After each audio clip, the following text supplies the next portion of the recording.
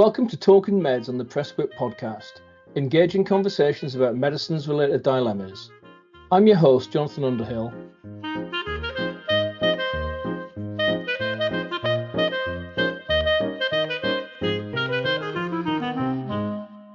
Hello and welcome to the latest episode of Talking Meds. I'm your host, Jonathan Underhill. I'm joined today by Dr. Deb Gompertz. Deb was a GP partner for 16 years and then worked in complex care general practice for the last 8 years in the south part of Somerset Foundation Trust. She's Deputy Honorary Secretary for the British Geriatric Society and, like me, has a strong interest in person-centred care and shared decision-making. She led a project called Show Me Your Meds, Please. And we're going to talk about this because, as far as I'm concerned, frankly, it's one of the best things I've ever seen and I think should be done routinely throughout the NHS. If Wes Streetling is listening to this podcast, you could do worse than factor this sort of thing into your 10-year plan. Deb, lovely to see you. Just tell us a little bit about your career journey so far. Thanks for having me, Jonathan. So, as you said, I've been a GP partner for the last 16 years. And then there was an opportunity came up for a new initiative with a Vanguard project to work between primary care and secondary care. I always quite fancy a challenge, so I took that on. And we started to build teams in the community, a bit akin to the neighbourhood model now, but we set those up about 8 years ago. And I work out of a community hospital with district nurses, rehab team, social care, voluntary services. I work very much with GP surgeries and the hospital, with the person at the centre of what we do, looking after them with a comprehensive assessment. As part of that, I've also done a population health fellowship, so we could look at populations that were important in this neighbourhood model. I became a clinical entrepreneur for NHS England so that I could develop my skills, build networks, meet people that would help me with my journey, especially with prescribing. And I started the Show Me Your Meds project because a lot of the people that I visit, and I mainly do home visits, aren't taking a large proportion of their medicines. So the World Health Organization say that 1 in 2 people don't take their medicines as prescribed. I'm seeing 1 in 4 people not taking large amounts of medicines. And that really inspired me because it's something tangible to work with. So we can see what's going on. And then it's the challenge of how do we sort that out. Indeed. Again, this is a fascinating area as well, because how do you know if somebody isn't taking their medicines as well? Because there's lots and lots of conversations that we have with people where they will tell you they are taking their medicines. And this is the thing that I think really intrigued me about this project. You did something a bit different, didn't you? Yeah. So we look at people's medicines in their homes. And what we found was the first pilot we did, everybody apart from one person had had a medication review in the previous year that hadn't picked up that they weren't taking their medicines. And it was only the act of looking at people's medicines in their homes that showed us they weren't taking them. But it's not just looking at medicines in the homes, it's asking people what medicines they have they got any more upstairs, being sensitive about it, because people can get a bit upset. They think you're taking away their medicines because of money or because you don't care. But you need to turn over the packets and look at the date on them. And that's when you start to see a picture. And it tells a story that they haven't taken them for a year. You've got last year's meds, sometimes the years before. You might find a couple of years of insulin pens in the fridge, a year's worth of inhalers put in the wrong place, like the fridge sometimes. Sometimes we'll find a couple with 3 to 6 months of meds each. And these are the people, interestingly, that are going in and out of hospital. So they might have swollen legs.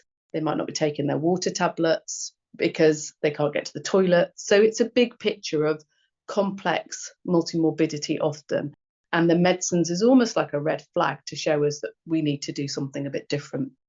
Okay, that's really interesting. So there's a bit of sort of opportunistic conversation with somebody who's perhaps just been admitted to hospital and is on lots of medicines. But there's also something purposeful here as well around medication review and that as well. So just tell us exactly what did you do then with the Show Me Your Meds project? So because I work in the community with district nurses and rehab teams who are going into people's homes routinely, we asked routine visits that people would look at people's medications. So it's as simple as that. It takes 10 seconds That's all it is. So anybody on a routine visit has the ability to ask. You don't have to be medically trained to do that. And that's when we got the feedback into the team, and then that information would come to us. And as part of the neighbourhood working that we're doing, we can address the issues and then go and appropriately prescribe for people. We would de-prescribe the medicines that they don't necessarily need. Sometimes we'd take away all their medicines if they're not taking anything and start afresh, because it's dangerous to start back with lots of medications. So there was something about teaching the community. So we've taught community teams in Somerset how to do this. We've got a teaching video. We've got some prompts for how to talk to people sensitively about their medication. And then we've brought together the neighbourhood teams with the community team. So we've built relationships with this as well around neighbourhoods. So we've used it as a project to do that. And then the complex care teams and neighbourhood teams are the people, and the pharmacy teams and the pharmacy techs who can get involved with then sorting out the medications. So it's a two-step process: identify by routine visits and then action by the neighbourhood teams. Fantastic. And the sorts of people who are involved in that, then you mentioned it's sort of a range of healthcare professionals. So what was the typical sort of the typical person who was doing these sorts of interventions? So district nurses often, because they're going in to dress people's legs, so it's an ideal opportunity to ask about water tablets. Falls teams, so physios and occupational therapists, because we've got people falling who may not be taking their blood pressure medication appropriately, or who may not be drinking enough fluids when we get through to the older population. We would also have our pharmacy techs would identify sometimes people who they are worried about because they haven't been requesting their medication, and they will go and do home visits as well, and then they will feed that information back to us. But I would say we also use our people who look after people with dementia, because often a third of the people we have recognised have not been taking their medication as prescribed, have a new onset of cognitive impairment, and then that goes on to a diagnosis of dementia. And there is sometimes we will prescribe a Dosset box or a blister pack for people because we think that's a solution, but we actually need to work out why people aren't taking their medication rather than just jumping with a solution. If people don't know what day of the week it is, they're not going to be able to use a blister pack. So it's the detective skills and that professional curiosity that are actually, it's quite enjoyable to try and help somebody and sort a task out.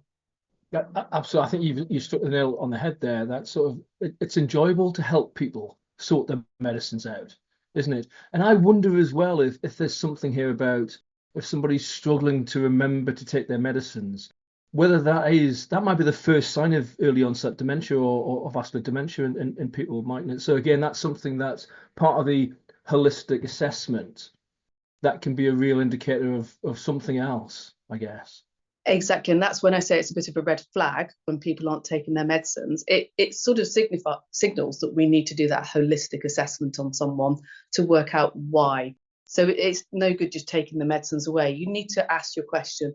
The question is it side effects? Is it they don't want to take it? Do they not want to upset their prescriber, whether that's a GP or a pharmacist or an advanced care practitioner? Or is it that they actually can't take them? They can't process what they're supposed to be taking. And 30%, as I said, of our patients that we found not taking them had a new onset of cognitive impairment, which I think is really relevant as our population is getting older, aging, living longer, to recognise that this is going to become more common. Yeah. So there will be lots of teams out there who are doing medication reviews, either opportunistic or purposeful. The magic for me when I read about this was, if you like, the simplicity of the initial screening question, which is, show me your meds, please. And that sounds really, really simple, doesn't it? But there's lots in that. And we were just talking before about how I'm a big fan of Kim Scott and Radical Candor, where she uses that as a framework for how you have conversations with people. It can be giving feedback to someone, it can be mentoring somebody, it can be doing some sort of performance assessment, actually. But you can also use it within consultations. So what Kim Scott says is that there's two elements you need to Radical Candor. You need to care personally, but you also need to challenge directly. If you just challenge directly, then you end up with what she calls obnoxious aggression. Because so the equivalent of that would be looking in someone's bag to see their medicines without asking them. You're definitely challenging them directly there, but you're not doing it in an empathetic way. And if you just care personally without challenging somebody directly, you end up in this thing called ruinous empathy.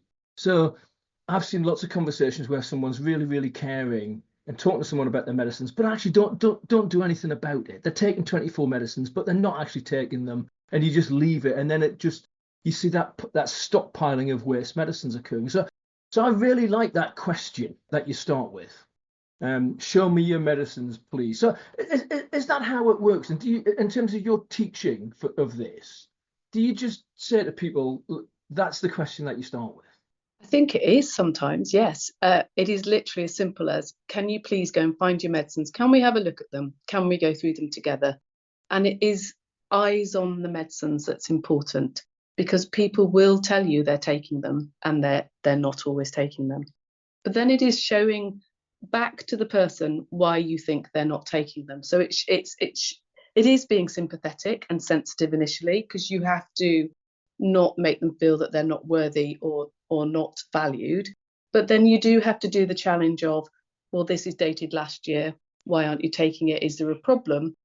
And the stockpiling, showing people the large amounts of medicines can be enlightening for people sometimes. Some people are really pleased that we're there to help them sort out all these medicines that they don't necessarily want, but aren't really sure who to go to or how to tackle it. And for those people who may not be remembering, a sensitive challenge is useful, and also involving relatives for the older population is also really helpful to get on top of this. So when we talk about community teams coming in and looking, we can also involve relatives in this, and relatives want to be involved. They don't want all these medicines at home for their fathers and their mothers. They enjoy being part of it.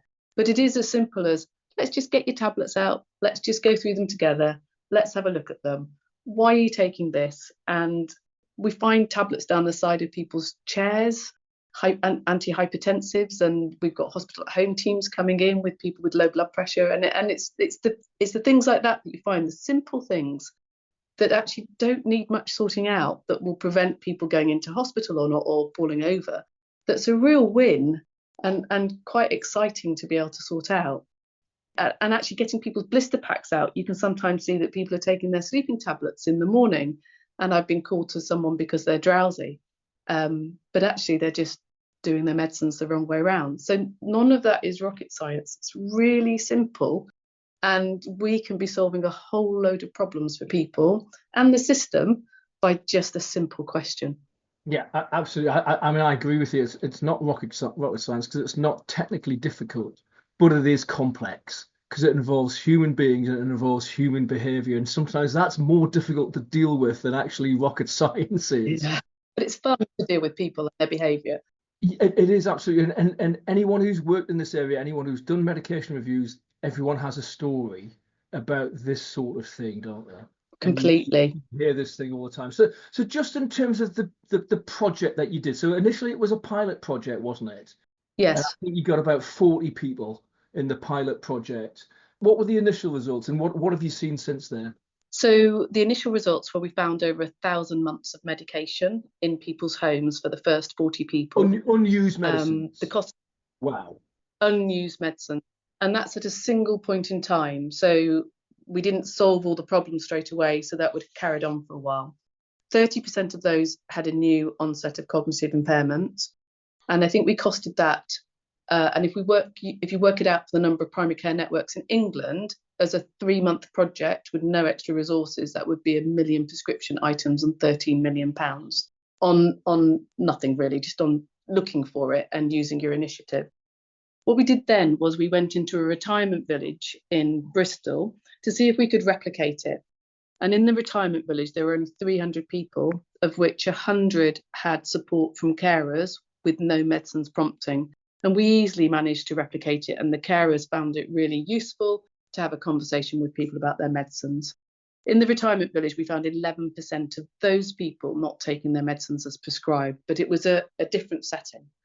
But what we did do in the retirement village was we did some talks in their village hall called Me, My Medicines and the Environment, which went down amazingly. People wanted to take over the project. They wanted to collect medicines waste. We had a locked box put on the wall in the retirement village that was collected by the local pharmacist, and we collected kilos of waste. And if you compare it to the size of our first project, which was 30,000 people and 1,000 months of prescription waste, for 300 people, we collected the same amount of waste over the same time period, which is just mind-blowing. So that's now been extended into the other retirement villages run by the same charitable company, and they are collecting even more waste because it's enabling people to put the medicine somewhere where it's going to be collected and disposed of correctly. The medicine waste now is reducing, which is what we expected to see, which is really good. But it's also really fascinatingly opened up a place where people can bring their medicines, no questions asked. But we found that people have been coming to the care coordinator at the village and asking questions about not only the medicines, but other things as well. So having something in their hands, something physical, has enabled them to have conversations about relationships, other support they needed. So that's ongoing. And we've also gone into the acute hospitals because a person isn't just looked after in primary care, they're looked after throughout their journey. So the current bit of work we're doing at the moment is, as someone is admitted to the acute hospital, our pharmacy techs are asking people to show them their meds. So our early figures are showing, and they are early figures, that about 40% of people who take their medicines in aren't able to potentially take them correctly. So the next step will be to look at how we discharge people and support them to do that.